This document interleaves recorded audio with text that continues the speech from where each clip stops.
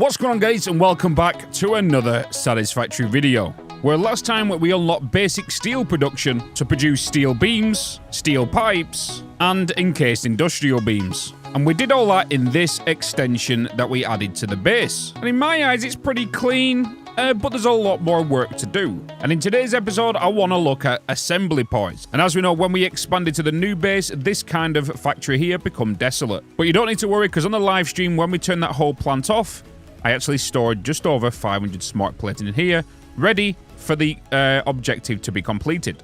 But then that leaves two items we need to create. We need to create the advanced wiring and the steel framework. And the advanced wiring requires like copper and all of that kind of stuff. So what I want to do is I want to kind of upgrade this facility here and double the production and then send it over to our main base. So we're going to create a highway down here, bringing in the copper sheets, wire, and cable. And I think this is where this top shelf is going to come into play, because I need to make statters, mortars, and I need to make them to go into the new assembly points. So yeah, I think this up here will do perfectly. Which also means, because we're bringing in more items, we're making more items now, this tiny storage is not going to cut it. So my plan is to rip this whole storage out, including the sinks, to move it to this side of the steel plant, and yes, we're going to turn it into this.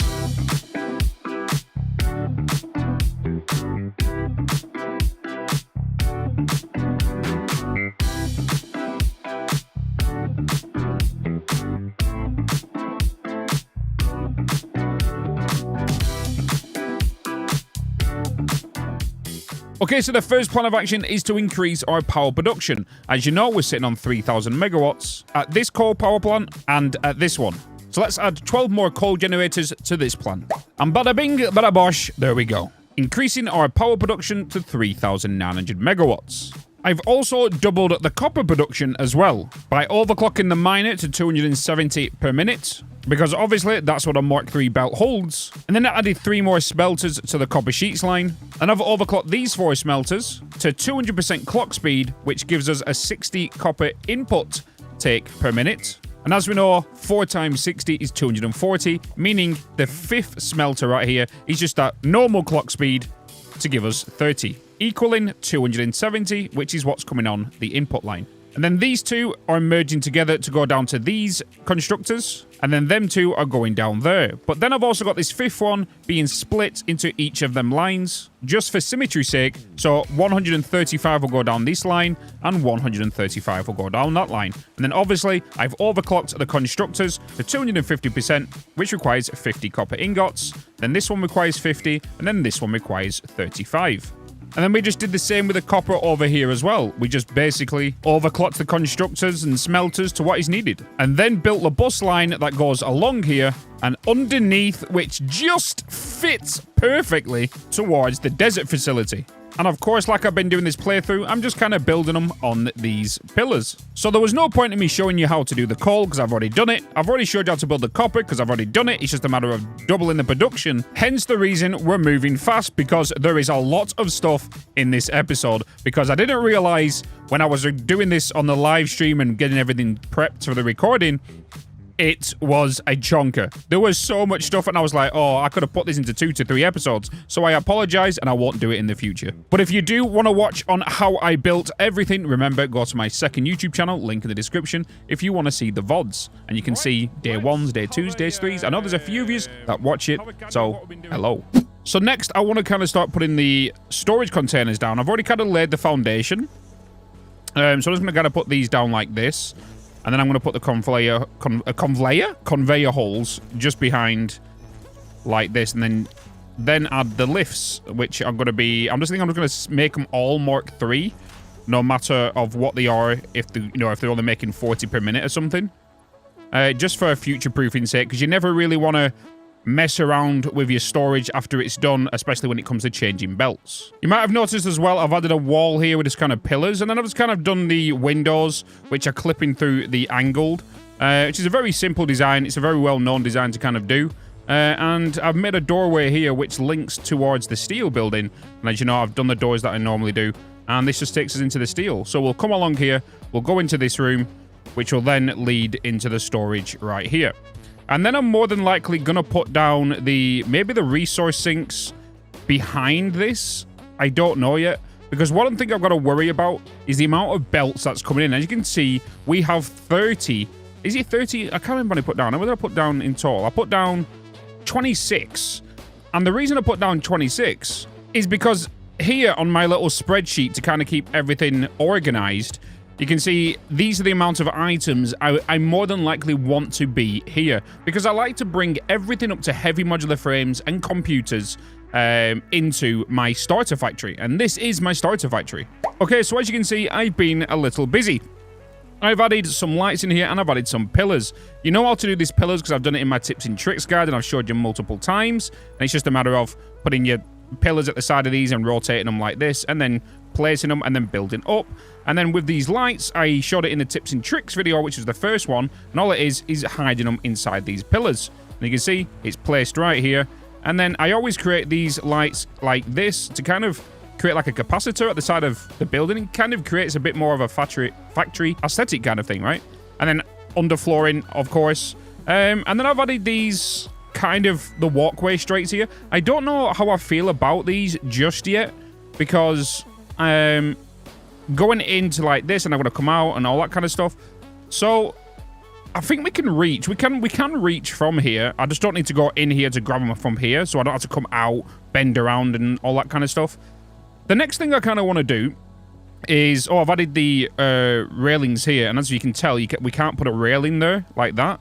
So what you've got to do instead, you just got to grab yourself a road barrier and place that there, and then grab your pillar and replace it by holding control. I've had a few comments on people asking how I do that. Yeah, and it's just a matter of holding control and replacing the barrier with a what they call. I keep forgetting these names. Railings. I had to look it up. God damn it. Okay, so the next thing I normally do is I normally add signs to my storage so I can see what's in each container. But I also do something else. But I don't want to do the signs just yet because I don't know where things are going. But the other method is I normally come so underneath the storage, grab myself a foundation, and then just bring that down by just a couple. And then I remove 1, 2 layers, and then on the third layer, I just extend it out. And then I grab myself a conveyor pole, line that up, and then bring that up just like that. And what this allows me to do is bring a belt out of here, and it will snap to there, just like that. So when an item's in there, it will actually sit on that belt, so I know, as a visual representation, what's inside of it. And then just remove what's underneath, remove the pole as well, and then everything's nice and clean, so you can kind of use what you need for your underflooring, and it won't clip underneath as well. So you just got to do that for all of these, and then I think we'll be nice. But I don't know about the color scheme yet. We've got green on this side, blue on that side. I don't know what to go with yet. We'll see. I'll probably let Twitch chat decide. And yeah, we'll see what goes on. So I'm just looking at this, and I'm just wondering about the flooring. Like everything's dark up here. There's a little bit of contrast going on. So I'm just wondering if to actually put the grip metal foundation down. And I actually think I like that, just because it kind of matches the walkways as well. So maybe we kind of finish this off all the way along here until we actually get the coated concrete foundation when we get plastic later, because that is just a poggers goddamn flooring. Because all these lights will shine on it and we'll get reflections and it's just going to look mwah. Okay, so I've just been taking a look at all this networking under here, and this is going to be a pain in my butt. So as we know, we've got all the storage here, and we're going to have the lifts coming down here, right? With a smart splitter right here with the corresponding item to go up the lift, but then an overflow to get put on the smart splitter to go underneath, to get pushed all the way underneath this way, where I think this is where the sinks are going to go. It makes the most logical sense, right? So with that being said, this is the easy part. The hardest bit is organizing this right here. Because all of these items that are being output, for example, the encased industrial beams, all these concrete, all these pipes, everything that's going into that storage over there needs to route this way. And we need to make kind of like an underground bus system, which means we need to kind of remove what we've kind of done here, clean it up a little bit, because this cannot be expanded because of where I placed the storage. Hence the reason we've moved it. So we're going to shift all of this, all of these cola stuff down here are going to remain the same. It's just that I'm going to bus everything over this way. So yeah, this is going to take some time. And there we go. We have now added a few of the bus lines, all the ones that was being sent over there. So you can see we've got some excess lines here for future items. For example, Caterium, because we will need to bring that Caterium from over there into this building today because we need it for the status. But I also like how the lights are coming through here to kind of light up these belts. So when it is nighttime, it's not like really dark underneath here. So it kind of just comes through and it works pretty nicely. So with all these items coming into these smart splitters here, I've not actually assigned them just yet because I don't know if these are going to be the exact lines they're going to be on. So I might eventually remove them from that storage and shift it over by a couple, because at the end of the day, it's all about cleaning the lines, right? So we don't know if there's any more need to squeeze through here, and if so, I can't do that because of that tiny gap. So I'm keeping an open mind. But what I would do normally is I'll put that to concrete like this. I'll do it just for you guys now. That will be set to concrete, and then this will be set to overflow. So when that line gets full, it will then get pushed underneath here, which will then go underneath, which I think this might be too short of an area to bring stuff. So I might bring this down to maybe about a 6 or a 7 meter underflooring. Does that make sense? Because that is our overfloor, this is our underfloor, and this is our underfloor. Or is this our second floor? But is this our second floor, and then that one up there is our third floor? Okay, so as you can tell, it is nighttime, and I'm not going to lie, I love the new sky that come with Update 6. It's so much better than the one that was originally there. It was just like copied and pasted stars that was all in this shape, and when you saw it, you couldn't unsee it. But I love these. But with them out the way, I've added some kind of neon signs here to kind of represent something that's a visual aid as well. So this is an output color. So when items are leaving the building, it's a pink. And if it's going in, it's green. I think this is the kind of color I'm going for. It's melon colors. And I'm just about to fall. God damn it. Did not mean to come down here. But yeah, so I kind of like it. And I've kind of done it with this bit as well. And then I've done it here as well where the ore goes into. I've not done it anywhere else as of yet, but I kind of like it. It looks pretty cool, and it definitely works at nighttime. And all you need to do these is just go into a sign and literally just go down to layout, choose the only one that's with a word, and then literally accept that. And then all you need to do is remove the word, make sure your emission strength is 3, and select your color. So for example, whatever color you want, let's go for like blue, whatever, and then just select that color. And then as long as that's 3, it doesn't matter if this is matte or glossy, back up, and then yeah, you should be good. And then you've got a neon blue sign, and then you can do all kind of stuff. And if you ever want to rotate these, all you need to do is just grab yourself a pillar like this, attach it to a wall or another pillar like you normally do, and then copy and paste it, aiming at the side here, but hold control and rotate. So if you ever want to do horizontal ones, if you want to do diagonal ones, then you can just hold, and then you can just, as you can see, it attaches there, right? So you can kind of play around with it and go up to this and copy that sign and then paste, and then you've got a diagonal line. So you can make some wording with that and all that kind of stuff. So have fun with it. The next thing I wanted to show you for the nighttime aesthetic feels was this. Kind of come up with this design kind of for the outside of the base. So if you just kind of extend this along a little bit, you can kind of see I've added like these green neons here. I don't know if these are going to be the final color, and kind of the pink, like I said, represents melons, right? It's kind of my brand. So we've got all the items going underneath like this, and I've kind of done this kind of effect here like this to kind of create like spines, and then just use steel beams and just gone from corners to corners and just kind of blended them together to kind of create my own window frame kind of. And then, as you know, done my lights as I normally do, put it inside the pillar, powered it all up. But this time, I've actually added the light controls. So we can change the color of any light we want, so we can put this in here. And originally, Twitch chat, I'd kind of decided to go with this kind of color, like a blue and purple, which could be kind of cool. The other option was to go with purple and red. Red for YouTube, purple for Twitch, because that's where I do this content on. But then It also, I'm going to be connecting this one here to the outside lights. So as you can see, this light control panel actually controls these outside lights ones as well. So depending on what this right side is, you know, we can play around with it. We can set it to nighttime only as well. So when it comes nighttime, these lights will only turn on at night. So yeah, this is pretty cool. So you can save power during the day if you wanted to. So if these are off, you know.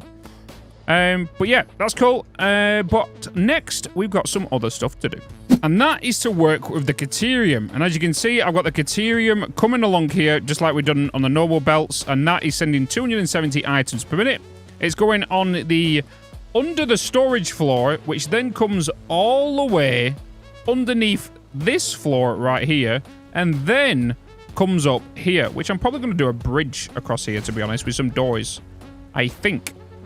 And that goes up here with the Caterium, the pipes, and the steel beams. So if we make our way up here, I'll show you what I've been kind of planning and kind of working on. And as you can tell, this is going to be this area right here. We've got 3 segmented areas. We have this one, and this one right here. This one right here is quick-wire, this one is status, and this one is rotors. But with a little bit of a twist, because we're going to be using alternate recipes. So for the stator recipe, we're going to be using the quick-wire stators, which requires 60 quick-wire and 16 steel pipes per minute to output 8 stators. So we're going to use this one. Why? Because it's a better recipe, and 2, we're not utilizing anything with quick-wire yet. So we're going to use this, and as you know, quick-wire requires 45 per minute. And if we go into our calculator and do 270 divided by 45 is 6 machines. And that is 6 machines right there, 6 smelters. And them two get merged together, so that'll be sending 15 and 15 into here, which is going to need, which is going to be sending 30. But it only requires 12, so we're actually sending 18 plus more. But if we actually overclock this to 250%, that will then go to 30. So that's going to utilize all 30 ingots that these two are actually merging together, which is going to produce 150 quick-wire per constructor. And we're doing that for these two as well. So that's going to be more than enough for the actual status itself, which does mean we have excess, which will then go down to storage. And then for the steel rotors, these over here are basically another alternate recipe, which is going to require steel pipes and 30 wire. So the wire is going to be coming up from downstairs, and I've got 5 machines down, and 5 times 30 is 150, which, as you know, when I overclocked the copper lines, each of them copper lines are actually 150 each on, each per line. So that kind of works out. So then when we've got these rotors done and then we've got the stators done, we then need to send them elsewhere, which are going to go into another assembler, which is going to make motors, because that requires 10 rotors and 10 stators. And we're going to do 2 of these. So we're going to need 20 rotors in total and 20 stators. And we're going to be making in total 8, 16, 32 stators. And over here, we're going to be making 5, 10, 15, 20, 25 rotors. I didn't even know if I said 20 then. It is 25, right? 25, yeah, 5 times 5 is 25, Bitsy. Yeah, so we're going to be making more than we need to. So we're making 5 more rotors than we need to, and we're also making 12 more stators than we need to. So, and then we're going to be making 10 motors. So I'm more than likely going to put these down in, like, this section right here. And kind of get everything done the same way I've done. So we're going to put 2 at the side of each other. And then over here, we're going to do the same thing again, but this one is going to be versatile framework, which requires modular frames and steel beams, and they're being sent up here as well. And then we're also going to be putting down the automated wire in here, which is stators and 50 cables. And if we look over here and go under the flooring, I've got 2 lifts, 1 for wire, 1 for cable. Cable's going to go straight into that one. The wire is going to go into the steel rotors down here. And then that will be our assembly parts that we need. Okay, so as you can tell, I've been a little bit busy with the belting down here, and I'm going to break this down for you. So we've got the Caterium going in, which is what we need at 270 per minute. And then this is going to be the 150 Caterium coming down. well, the quick wire, sorry. This is going to be the 150 quick wire, and that's going to be the 150 quick wire. And as we know, the 4 starter machines require 240 quick wire for all 4 machines to run at 100% efficiency. So what I've done here, I've done a little bit of load balancing. I've kind of got the 150 wire to come down here, and it's going to head straight that way, which is going to go, you know, into the starter machines. But it's going to be, you know, we need 90 more to come down here. So what I've done is I've got a smart splitter right here with Caterium basically being forced to go onto that line to maximize this line. And when that additional 90 gets added, that will then block this line up right here, and it'll push the rest this way. Which means the 90 that's on here, which will be excess 60, will merge with that 150 there to make a 210 line. Well, the 210 line will go here, which is why I put a sign here. And this line right here is what's going to be going to storage. So we have 210 Caterium ready to go to storage because that's the quick wire done with. And then on this side, I've added the pipes, and these pipes are going to be coming along here, going into the starters, but also I'm going to loop them around because they need to go into the steel rotors as well. Because, you know, the steel rotors require wire and rotors, right? Let me just double check before I end up making a mistake somewhere. Wire and steel rotors, yeah. So them steel pipes, because I'm bringing 270 down there, they're going to come along here, and then the excess will get sent that way as well. So I'm going to get more belt working done, and yeah, I'll be back in a minute. And bada bing, bada bush, it's done. A little bit more than I wanted to get done. But everything's moving. Everything's backing up into these lifts, which is going to be going down there, like I said earlier, into storage. But we have things moving. We have things being built. We have machines breathing. We have belts moving. We have ore being smelted. And we can see everything is now, like, running. So everything obviously is backed up because it doesn't have anywhere to go just yet. But everything is fine and dandy. Like, all the machines are up and running. We've got the versatile frameworks here now. And we've also got the advanced wiring as well. So they're just ready to now get stored. And we're only making these, you know, very, you know, not much per minute. But everything else is kind of backing up. We've got motors here now. And this right here is going to be for the rotors and the stators.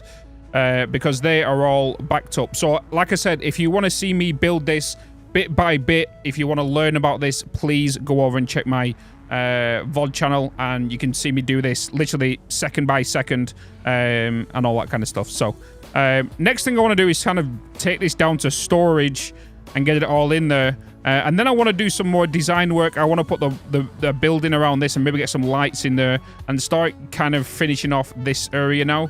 Since, you know, we don't need to extend on top of this. So, yeah. Yeah, so let's kind of crack on with that. And there we go. The belts are now coming down, moving with the other items. They then make their way down here onto a double height bus line, which then underneath all of these is the original lines that we placed down first. And they all move along here and head to the corresponding storage. Which means we've now opened up this second section to even more items. And yes, if we look down below, I have now, well, if I go over here, now I know what's going into my storages. I can then go into my smart splitters and set the overflow. So if we look underneath now and we come down here, we can see all my overflow merging together to maximize the 270 line. So if I'm bringing down 20 frames and I'm bringing in, you know, 210 concrete, I will merge them if they are neighboring belts. And then I just kind of bring them along here and they go up into the sink room, which I've not shown you yet. So from the main storage room, we just go up this ramp right here, and this takes us into the sink room. We've added some lights up here now. We've got all of these in. Not all of them are functional just yet because not all the lines are being filled, but these first 5 are moving. So if we look in here, we can see that we're, you know, global is 55,000 points per minute, and we got a nice crusty 2 just sitting there. But if we quickly just check our power as well real quick, we can see we're on 3,000. And that is because all of the machines are starting to kind of boot up now. And it's a good job we built that XS 900 because we would have been over the limit right now. So I'm happy we did that.